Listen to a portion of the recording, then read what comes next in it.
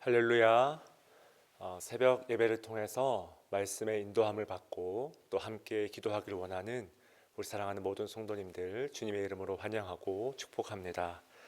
오늘 함께 나눌 말씀은요, 시편 25편의 말씀이 되겠습니다. 특별히 우리 시편 25편 1절부터 13절까지 1절부터 13절까지 제가 봉독해 드리겠습니다. 여호와여, 나의 영혼이 주를 우러러 보나이다. 나의 하나님이여, 내가 주께 의지하였사오니 나를 부끄럽지 않게 하시고 나의 원수들이 나를 이겨 개가를 부르지 못하게 하소서. 주를 바라는 자들은 수치를 당하지 아니하려니와 까닭없이 속이는 자들은 수치를 당하리이다. 여호와여, 주의 도를 내게 보이시고 주의 길을 내게 가르치소서. 주의 진리로 나를 지도하시고 교훈하소서. 주는 내 구원의 하나님이시니 내가 종일 주를 기다리나이다. 여호와여, 주의 긍휼하심과 인자하심이 영원부터 있었사오니 주여 이것들을 기억하옵소서. 여호와여, 내 젊은 시절의 죄와 허물을 기억하지 마시고 주의 인자하심을 따라 주께서 나를 기억하시되 주의 선하심으로 하옵소서. 여호와는 선하시고 정직하시니 그러므로 그의 도로 죄인들을 교훈하시리로다. 온유한 자를 정의로 지도하시며 온유한 자에게 그의 도를 가르치시리로다. 여호와의 모든 길은 그의 언약과 증거를 지키는 자에게 인자와 진리로다. 여호와여, 나의 죄악이 크오니 주의 이름으로 말미암아 사하소서. 여호와를 경외하는 자 누구냐? 그가 택할 길을 그에게 가르치시리로다. 그의 영혼은 평안히 살고 그의 자손은 땅을 상속하리로다. 아멘.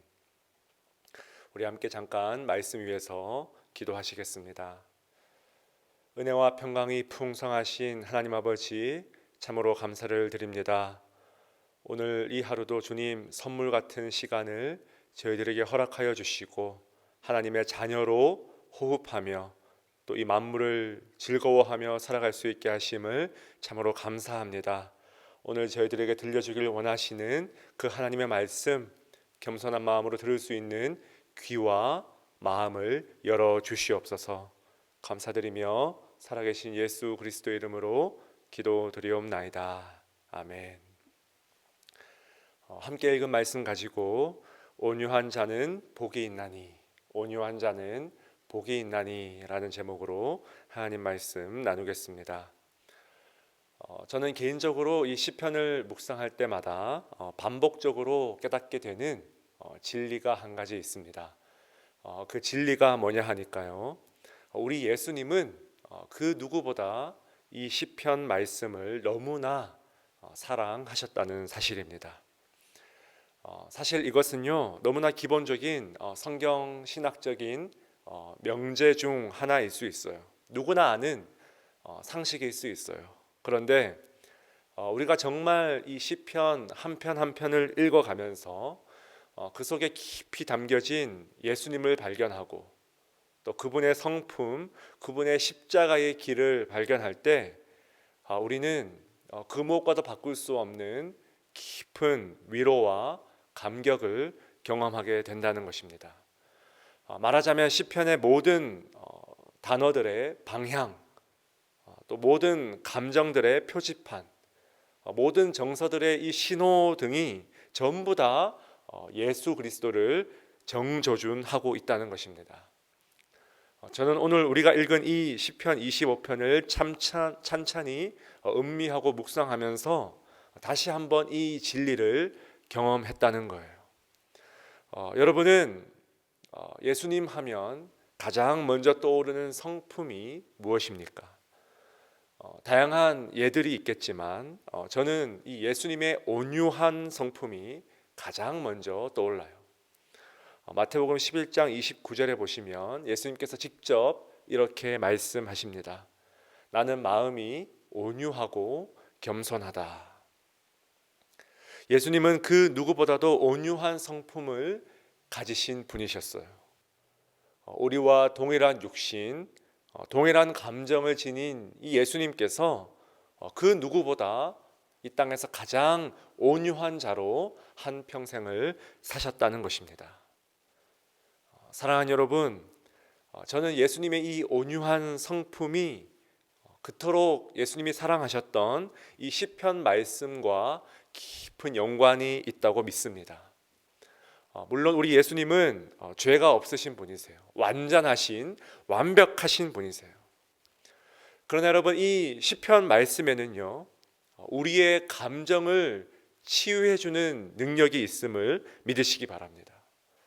우리의 마음을 붙들어주는 힘이 있다는 거예요. 정서적으로 우리의 영혼이 안정을 누리며 인간이라면 느끼는 모든 그 희노애락의 그 감정이 바른 방향으로 귀결될 수 있도록 우리의 마음을 붙잡아 준다는 것입니다. 더욱더 예수님의 이 온유한 성품, 예수님을 닮아서 온유해지길 간절히 갈망하시는 성도님들이 계십니까? 이 시편을 더욱더 깊이 묵상할 수 있길 주님의 이름으로 축원드립니다. 자, 이런 온유하신 예수님께서요, 산상수훈의 그 유명한 팔복 말씀에서 이런 선포를 하셨습니다. 온유한 자는 복이 있나니 그들이 땅을 기업으로 받을 것이며. 아멘. 마음과 이 행실이 온유한 것과 땅을 받는 것이 대체 무슨 관련이 있을까? 자, 여러분, 21세기에 이 자본주의 시대를 살아가는 저와 여러분들은 이 땅이라는 말을 듣는 순간 본능적으로 어떤 여러분 연관 검색어가 떠오르십니까? 부동산, 투기, 벼락부자, 아파트, 집값, 이런 생각이 자연스럽게 든다는 거예요. 그런데 여러분, 고대 근동의 이 구약 시대나 예수님이 사셨던 이 1세기에는 땅이 가지는 이미지가 절대로 이런 이미지가 아니었다는 거예요. 우리가 성경을 읽을 때 우리가 우리 시대의 관점으로 성경을 해석한다면 이런 심각한 오해나 잘못된 해석이 필연적으로 일어날 수밖에 없다는 것입니다. 여러분 기억하십시오. 구약 시대나 예수님 시대의 땅은요, 너무나 명백하게 통치 개념을 가리킵니다. 땅을 기업으로 받는다는 것은요, 그 땅을 주는 당사자의 통치를 내가 기꺼이 선물로 누리겠다라는 것을 의미한다는 거예요. 여러분 이해가 되십니까? 다시 말해서 여러분, 이 구절은요, 온유한 자는 복을 누리는데 하나님의 통치를, 하나님의 다스림을 온전히 경험케 되는 복을 누리게 될 것이다. 여러분 이런 뜻을 가지고 있다는 것입니다. 자, 그런데 여러분 재밌는 것은요, 이 예수님의 온유한 자에 관한 이 산상수훈의 말씀이 예수님이 그토록 암송하시고 여러분 밤낮으로 묵상하셨을 바로 이 시편 25편 말씀에서 그대로 가져온 말씀이라는 사실입니다. 오늘 말씀 여러분 25장 25편 9절 말씀 보십시오. 9절 말씀 보니까 온유한 자를 정의로 지도하시며 온유한 자에게 그의 도를 가르치시리로다. 아멘. 여러분 시편 전체에서 이 온유한 자라는 표현이 가장 처음 등장하는 구절이 바로 이 시편 25편 9절 말씀입니다. 시온으로 상징되는 여러분, 이 하나님의 임재의 복을 충만히 누리며 이 하나님 말씀의 인도함을 받는 자를 시편에서 처음으로 온유한 자다, 그렇게 정의했다는 거예요. 자, 그런데 여러분 조금 내려와서 13절 말씀 주목해 보십시오. 그의 영혼은 이라고 시작되죠. 여러분 누구의 영혼입니까? 문맥상 온유한 자의 영혼이죠. 온유한 자의 영혼은 평안히 살고 그의 자손은 뭡니까? 땅을 상속하리로다. 아멘. 여러분 의역하면 땅을 기업으로 받을 것이다. 자, 여러분 이 정도면 어떻습니까? 예수님께서 하나님 나라의 이 중요한 가르침을 제자들에게 주기 위해서 자신이 그토록 암송하고 외우고 묵상했던 이 시편 25편의 말씀을 그대로 가져다가 인용했다고 말해도 과언이 아니죠. 자, 그렇다면 온유한 자가 누리는 복이 땅을 기업으로 받는 것, 즉 하나님의 통치와 하나님의 다스림을 온전히 경험하는 것이다, 그렇게 정리할 수 있는데, 이렇게 온유한 자가 하나님의 통치를 어떻게, 어떤 원리로 경험하게 되는가, 이렇게 우리가 질문할 수 있어요. 이 질문이 마태복음 5장에는 생략되어 있지만 이 시편 25편에는 너무나 풍성하게 드러나 있다는 것입니다. 사랑하는 여러분, 예수님이 보여준 이 온유한 성품은요, 자신이 당한 해로움이나 어떤 죄악을 그대로 갚지 않고 누구의 손에 맡깁니까? 전적으로 하나님의 손에 맡기죠. 겟세마네 동산에서의 그 기도를 포함한 여러분, 사복음서의 다양한 에피소드 이야기들이 이 사례를 말해주지 않습니까? 일반적으로 우리 사람은 어떻습니까? 내가 무슨 피해를 당하면 본능적으로 미움과 분노와 복수가 그 마음의 자리를 차지합니다. 이것이 여러분 죄인의 통치이자 세상의 통치죠. 아니, 정당하게 자신을 방위하고 정당하게 복수를 한다면 세상도 이것을 비난하지는 않는다는 거예요. 그 마음이 당연히 이런 미움과 분노와 복수가 자리를 차지하게 된다는 거예요. 그러나 그것은 분명히 여러분 세상의 통치이자 하나님의 통치는 아니라는 거예요. 지금 여러분 이 시편 25편의 시인도 마찬가지예요. 오늘 우리가 읽진 않았지만 19절 말씀 보십시오. 내 원수를 보소서, 그들의 수가 많고 나를 심히 미워하나이다. 지금 자신을 미워하는 그 원수들로 자신의 이 사방이 둘러싸인 그런 상황이라는 거예요. 그런데 여러분, 온유한 자로 정의된 이 시인의 마음을 지금 여러분 무엇이 통치하고 있습니까? 6절에 보니까 시인이 이렇게 간절히 기도합니다.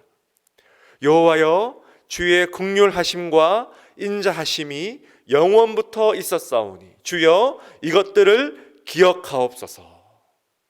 여러분 보십시오. 시인이 지금 무엇을 간절히 구합니까? 주의 긍휼하심과 인자하심.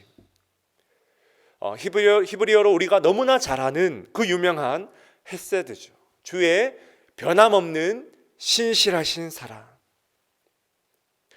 사랑하는 여러분, 지금 이 시인은 원수들의 목전에서 원수들을 향해서 미움과 분노와 복수의 행위로 그대로 되갚아주는 세상의 통치가 아니라 뭡니까?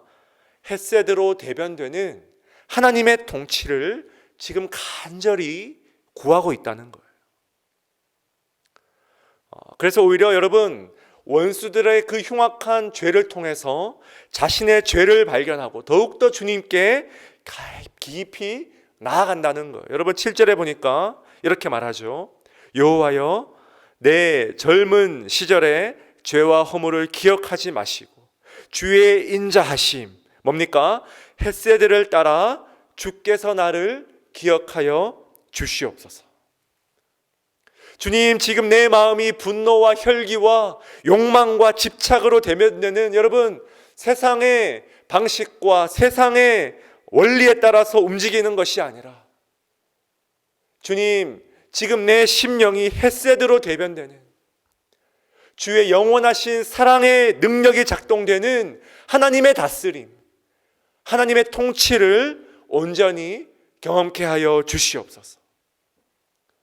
온유한 자에게는 여러분, 이처럼 세상이 감당치 못할 이런 기도를 마음 다해 여러분 드릴 수 있는 복을 누리게 됨을 믿으시기 바랍니다. 이것이 바로 여러분 시편 25편과 마태복음 5장의 그 산상수훈에서 선포된 온유한 자에 관한 성경적인 정의라는 것입니다. 사랑하는 성도 여러분, 이러한 하나님의 통치가 이처럼 경쟁이 난무하고 비교가 난무하며 남을 짓밟아 오르는 것이 너무나 당연한 이 자본주의 시대에 저와 여러분에게 너무나 필요한 심령인 줄 믿으시기 바랍니다. 예수를 바라보는 자는요, 온유할 수 있습니다. 예수를 묵상하는 자는 분노보다 헤세드를 붙잡을 수 있습니다.